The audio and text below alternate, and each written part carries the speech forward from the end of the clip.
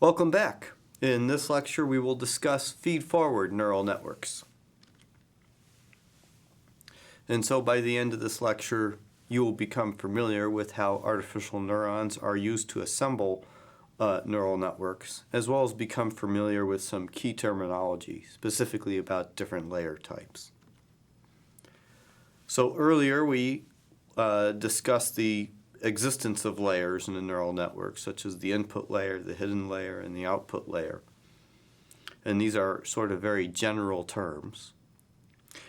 Now, a feed-forward neural network, this is when you can be assured that in the structure of the network there will be really no circularity. So each layer only accepts input from the previous layer, and the higher layers do not go back and influence the lower layers at all.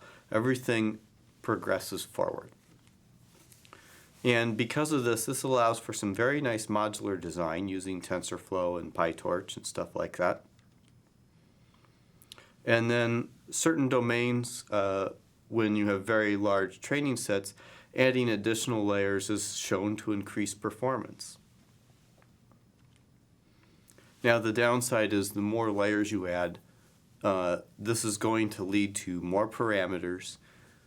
This will lead to more training time, higher computational costs, and greater power consumption.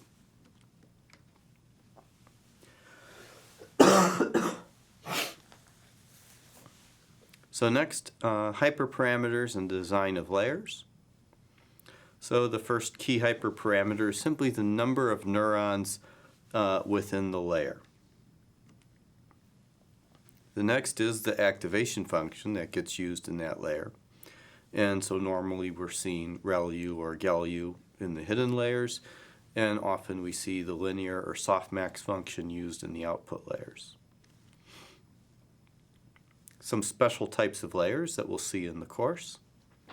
Dense layers that are fully connected, so each neuron of a dense layer is connected to all the neurons of the previous layer.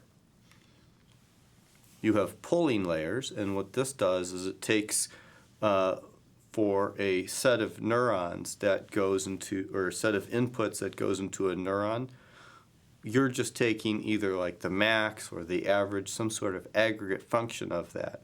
And there are no parameters involved in that layer, and this is used as a way of noise reduction.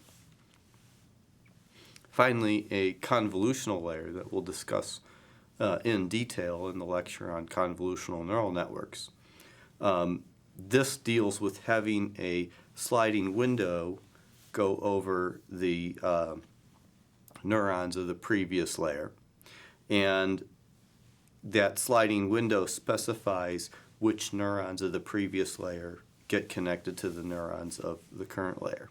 So it can be thought of also as a way of downsampling, but unlike the pooling layer, here there are parameters involved. Well, this concludes our lecture on feed-forward neural networks and general neural architecture concepts.